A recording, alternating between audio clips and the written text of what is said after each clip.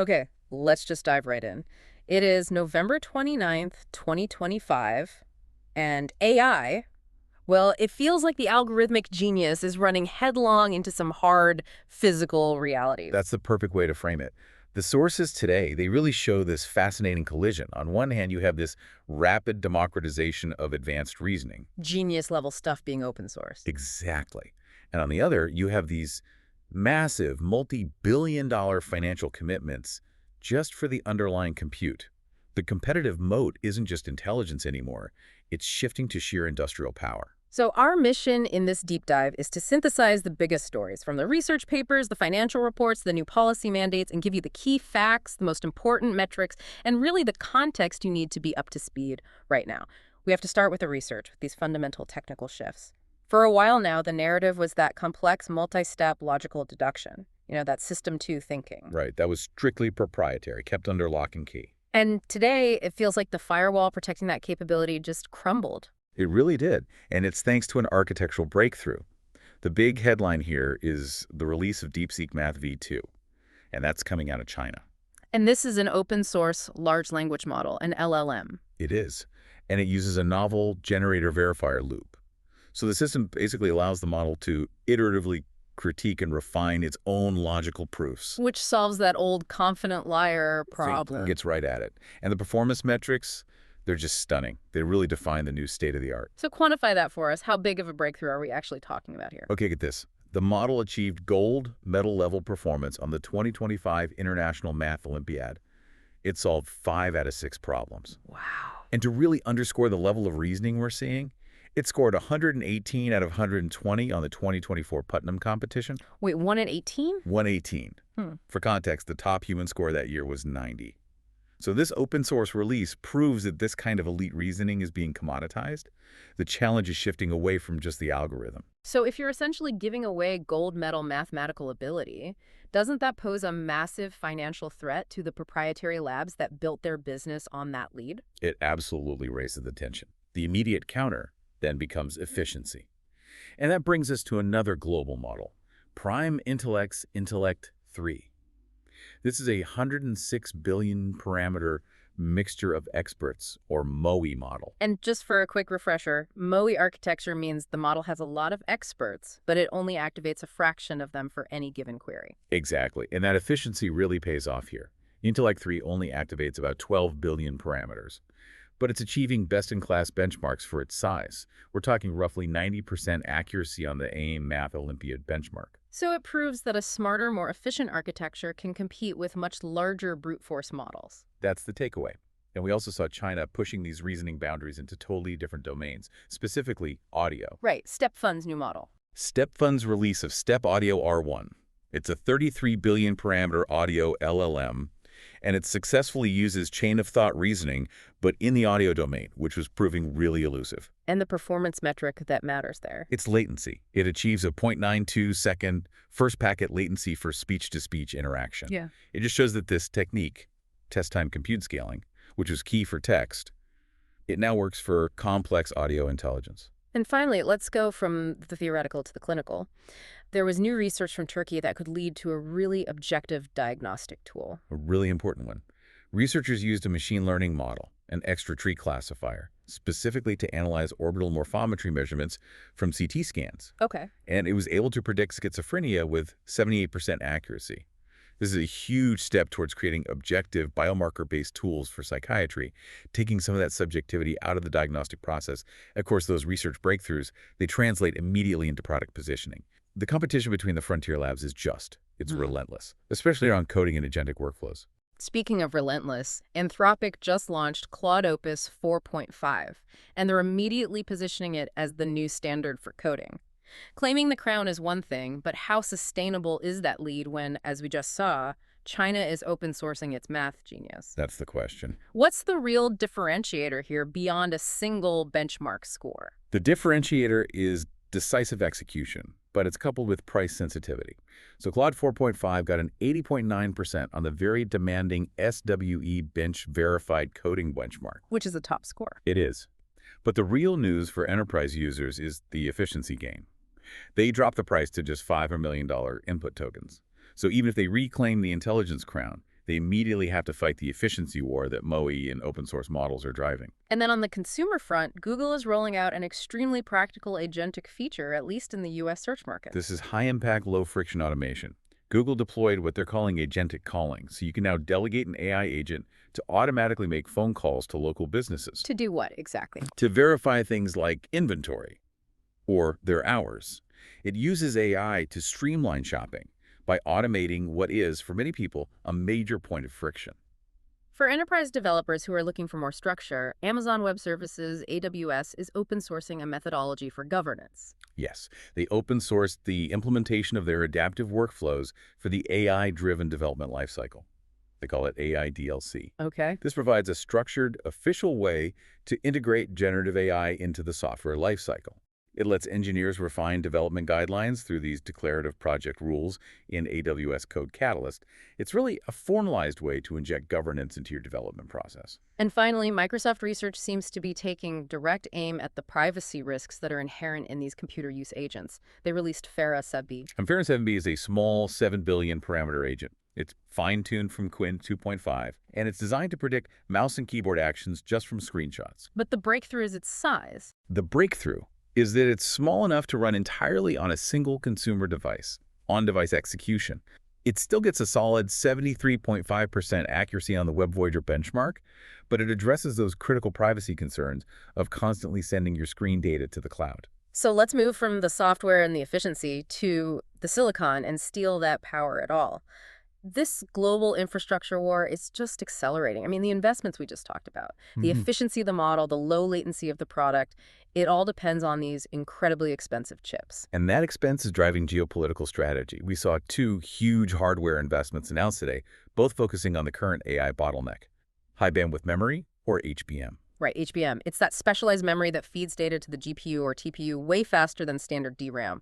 It's absolutely essential for training and running these huge models. Correct. And to secure its supply, Micron is planning a $9.6 billion investment to build a new AI memory chip plant in Hiroshima, Japan. A huge investment. Massive. Yeah. And the Japanese government is subsidizing up to $500 billion of the costs. It just underscores the strategic need for supply chain diversification, away from reliance on other regions. Meanwhile, back in the U.S., Google unveiled its 7th-generation specialized chip, the Ironwood TPU. This is all about AI inference and its strategic vertical integration. It is. Ironwood delivers a 4-fold performance increase over the last generation, and it's optimized using AI itself.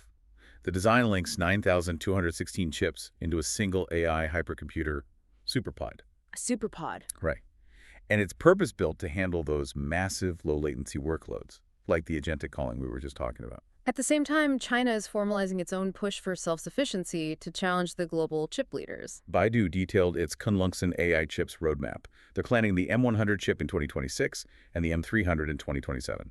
And this positions Baidu to directly displace NVIDIA in Chinese data centers. And they have a metric for that, a sales target. They're aiming for a 6-fold growth in Kunlun chip sales to about $1.1 billion by 2026. And to support that, the Chinese OpenAI Foundation released a new OS. Yes, the OpenEuler 24.03 LTS SP3 operating system. It's tailored specifically for these superpods, these ultra-large-scale AI clusters, to really maximize performance when you're scaling to thousands of GPUs. And last on this front, NVIDIA is looking at deployment. Right, emphasizing model deployment. NVIDIA released Nimitron Elastic 12B. It's an experimental LLM architecture that enables what they call elastic inference through nested model extraction.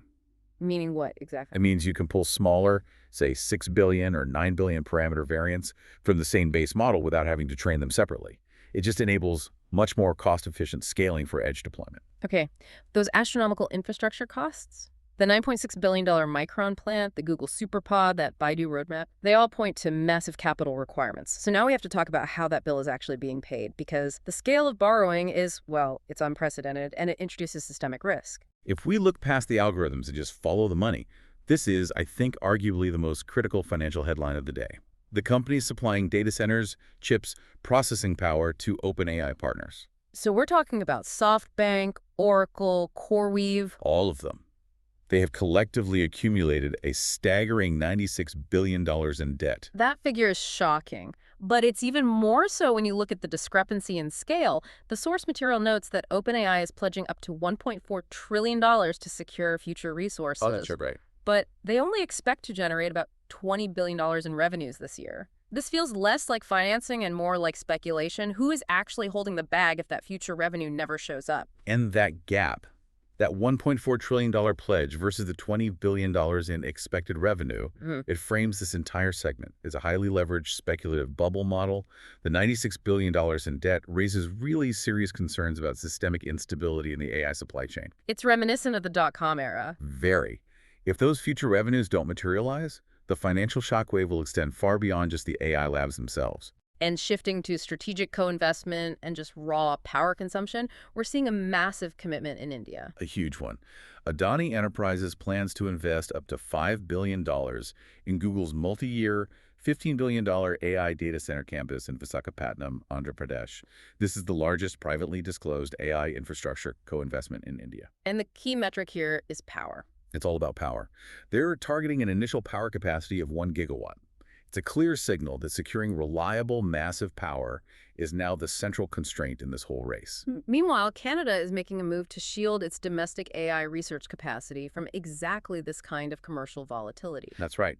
The Canadian federal government allocated $42.5 million to bolster AI research infrastructure at the University of Toronto. This funding is designed to ensure their sovereign research capacity is protected from commercial pressures and, frankly, to help retain top-tier talent like Jeffrey Hinton. And underscoring this demand for specialized hardware, D-Matrix, which focuses on non-GPU inference, they just secured massive funding. They did. They raised a $275 million Series C round at a $2 billion valuation.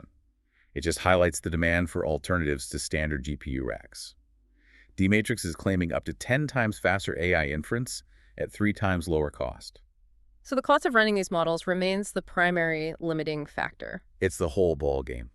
And finally, a partnership that sets a pretty major legal precedent for generative AI in existing content industries. Suno and Warner Music. Suno and Warner Music Group have partnered to develop licensed AI music generation tools. This resolves their prior legal disputes, and it establishes a crucial precedent for integrating licensed content and creating formal revenue streams for artists in the generative AI music sector. As the technology accelerates, governments and institutions are racing to establish firm guardrails. We saw some decisive movement today in global governance, starting with India. India launched its Comprehensive AI Governance Guidelines 2025.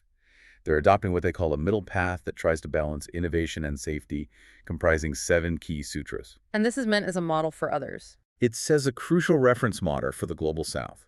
It leverages lessons learned from their successful digital public infrastructure and really focuses on responsible deployment. In the U.S., the policy is focused less on broad legislation and more on mandatory compliance, tied directly to federal funding.